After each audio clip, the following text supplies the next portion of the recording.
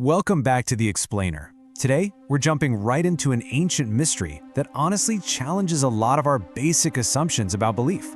We usually picture the earliest followers of Jesus as these deeply spiritual guys who just instantly recognized greatness, right?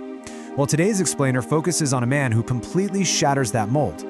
We're looking at an ancient skeptic whose instant, almost unexplainable transformation holds a surprisingly powerful mirror up to our modern world. Think about this for a second. What if the man who doubted Jesus became one of his absolute strongest believers? That's the core paradox we're unpacking today. We're talking about a guy named Nathanael, who you might also know as Bartholomew. And his story is just fascinating because he didn't start with blind faith, not at all. He began with deep suspicion, some heavy sarcasm, and a strict demand for hard evidence. So how does a critical thinker like that undergo such a sudden reversal? Well, let's start by understanding exactly who we're dealing with in Section 1, the ancient skeptic. Talk about whiplash. The speed of Nathanael's transformation is absolutely staggering. I mean, his very first reaction to hearing about Jesus is pure, unfiltered skepticism. He literally says, "Can anything good come out of Nazareth?" He flat out refuses to accept a bold claim without the evidence to back it up. But then, just minutes later, this exact same cynical man is declaring, "Rabbi, you are the Son of God. You are the King of Israel." Going from a sarcastic eye roll to a massive declaration of faith in a matter of moments, that's the central mystery we're looking at today. What in the world happened in between those two sentences? To really get Nathanael, you kind of have to realize that he sounds a lot like us. He's got a very modern skeptic mindset. Today, we admire authenticity, right? We value independence, we naturally question hype, we challenge bold claims, and we absolutely want proof before we commit to the whole shebang. Nathanael had this exact same critical mindset long before it was trendy. He wasn't just being difficult for the sake of being difficult, he was fiercely protecting his intellect. So what specifically triggered his doubt? That brings us to Section 2, the Nazareth problem. Okay, so back in the first century, Nazareth was this tiny, obscure, rural village.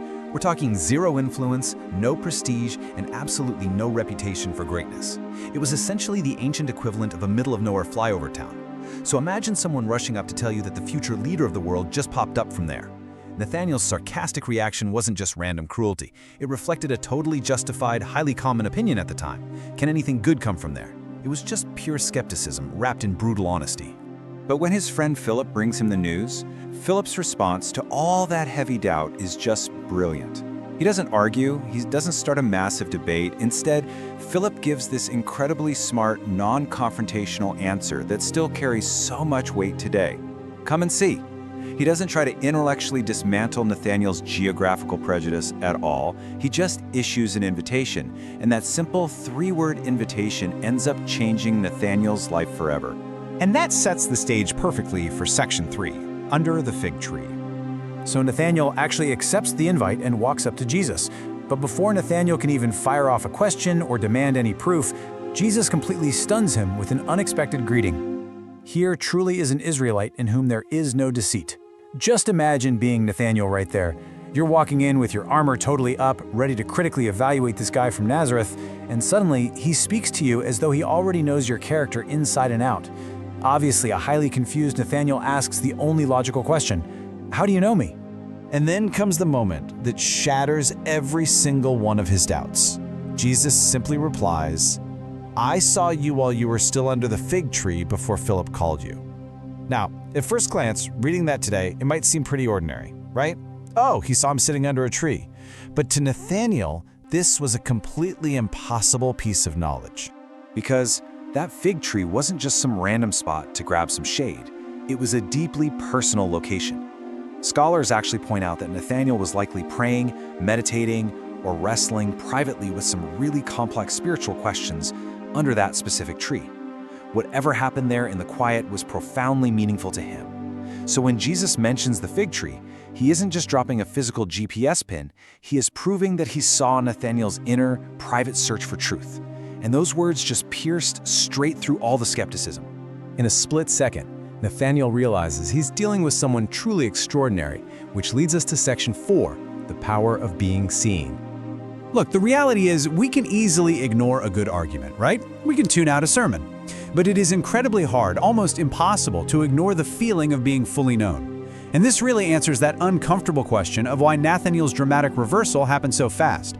It was something way deeper than a magic trick or miracle. Jesus bypassed the intellectual debate entirely and went straight to profound personal understanding. Before Nathanael ever spoke a single word to him, Jesus saw his doubts, his character, and his totally private search for truth. And honestly, this ancient encounter still grips us because we are living in such a weird modern paradox. Our culture is louder than it's ever been, yet loneliness is just skyrocketing. Millions of people feel entirely invisible, despite having endless connections on social media. Nathanael's story taps right into a deeply buried longing inside every single one of us, the profound desire to be truly seen and understood. Jesus met Nathanael right at that exact vulnerable point. Because of how masterfully this whole encounter was handled, it totally flips the script on us in Section 5, Redefining Faith and Doubt. Here is a detail we absolutely cannot miss. Jesus did not reject Nathanael for doubting. He didn't shame him for his sarcastic comment about Nazareth. A lot of people today just assume that faith and skepticism can't coexist. Like, if you have questions, you're somehow doing faith wrong. But Nathanael proves that's just not true. Jesus didn't scold him, he invited him closer. The story doesn't present the skeptic as weak at all. It shows him as an honest searcher.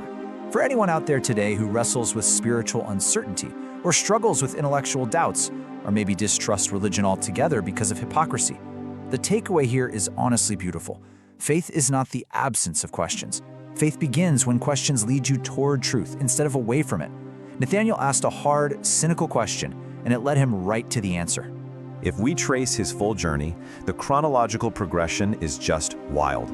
Minutes earlier, he's questioning if Jesus even deserves a second of his attention. Then comes the encounter under the fig tree, where he boldly declares Jesus the Son of God, and years later, he never turns back. Historical tradition tells us this skeptic became a faithful apostle. The ultimate doubter became a witness who carried the message far beyond the borders of Israel. The very man who scoffed at Nazareth eventually helped change the entire world. Which brings us to a final, pretty challenging thought. Every generation has its Nazareth.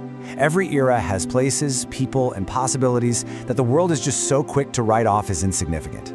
We are constantly underestimating small beginnings, aren't we? We judge based on appearances, assuming that greatness has to come wrapped up in power, wealth, or status. But history repeatedly proves that the most life-changing movements almost always emerge from overlooked places. Nathanael almost missed his entire destiny because of his prejudice. Luckily, he was willing to take just one step closer and come and see. And that leaves us with perhaps the most haunting part of this entire ancient story. Jesus saw Nathanael before Nathanael ever even noticed him. What if the exact same is true for us? What if, right now, in our skepticism, in our private wrestling, in our own modern fig tree moments, we are already fully known? If this explainer challenged your perspective today and made you curious to explore some more life-changing historical encounters, make sure you hit subscribe. Join us for our next journey into the most powerful stories ever told. Thanks so much for joining this explainer, and hey, keep asking those honest questions.